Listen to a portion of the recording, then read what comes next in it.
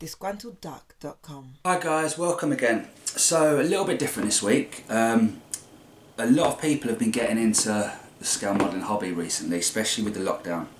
And a couple of people asked me to do some more basic video guides. So I thought the best way to start is at the beginning. So for this one we're going to go through the basic tools. I'll be doing some more later, going through paints, glues, etc, etc. But for the first one we're going to start off with the basic tools. So basically on the bench right here, this is what we've got. We're going to start, we've got some cutters, we've got knives, we've got files, we've got some tweezers, we've got some masking tape, and finally we've got some putty filler. So yeah, we'll start off. The most basic thing you're going to need are going to be some cutters. Again, with anything in life, you know, we can go from a lower price one to a higher price one. So this is basically what a set of cutters are. If you can see, what you want is quite a fine tip so you can get into your sprue, cut it nicely. Now this is the kind of set you're going to get for maybe £2 or £3. It's a real basic set. Now the ones I have next to them I've bought recently. These cost me a little bit more money. These were just under £10. These are for electronics, but they are perfect for this. Again, you can spend £30, £40 on a pair of cutters. What's the difference? They all cut, but if I get a sprue over, cut a piece off. Now if you look at the end of those pieces, you can see quite a bit of angle to them. So if I take my pair that cost a little bit more money and make the same cut, it's pretty straight. So what this is going to help us with, especially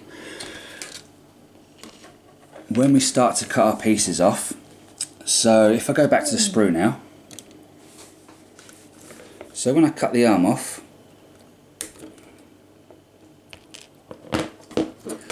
when I'm using a more expensive pair, I'm going to get a lot closer into that arm.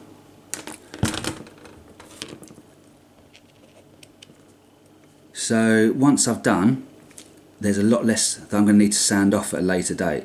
So that's our first tool. That's the most basic tool out there. First tool you're going to want to get is a set of cutters. Next tool. So next we've got some knives. A little selection of knives here. Again, there's all different price points on these, but I like to have a few basic knives. I like one of these retractable knives. This is good doing larger work when you're trimming panel lines or cleaning tank wheels, things like that. That's perfect for me, that retracts quite nicely. Then we've got craft knife. These are all basically the same. This particular one unscrews from the base. You take your blade, slot it in, do it up, and you're ready to go. Final type is a scalpel. You need to be a little bit more careful with these because it's a little bit more fiddly applying the blades. Blades come wrapped in little bits of paper like this. So what you need to do then, take your blade, if you can see, there's a slit in there that your blade's going to slip into. So it should slide in. This is where you need to be careful, as you don't want to cut yourself. Just give it a little jiggle.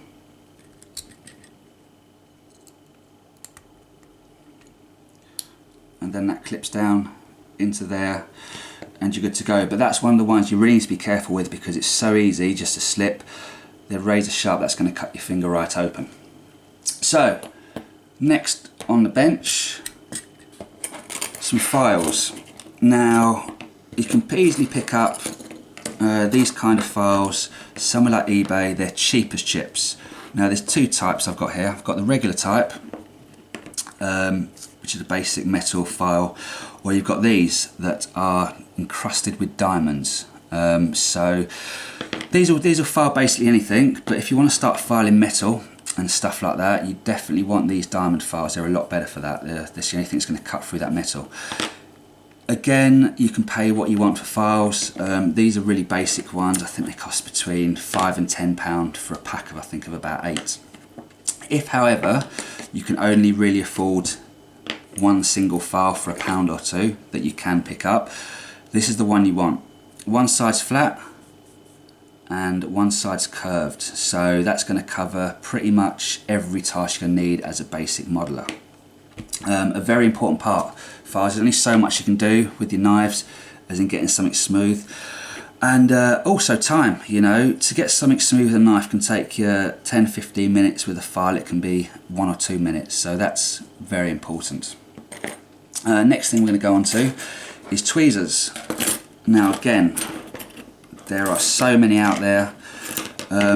Again, don't be tempted with something like this to go too cheap. You'll probably see eBay, Amazon, places like that, there's this set that floats around everywhere. It's about £3. Now, it's okay, you know, they kind of do their job. These are great little ones because it will hold on to whatever you're doing while you're doing it, and you don't have to worry about the pressure of your fingers on it. They will do the basic job, but they're not brilliant. If you want to spend a little bit more money, I personally like my tweezers to have angled tips. So you've got these pointed needle ones, or you've got these ones with a slightly wider tip. Now these two pairs of tweezers are what I use every single day. They both came in sets, so I got one straight point and one with the curved tip, and I think each set cost me around about £5. Now you can pay £18–20 for a single pair of tweezers. Again, you don't need to, you know, I've found these to be just as good. The metal has a little bit of flex in it, so I can move it around if I need to.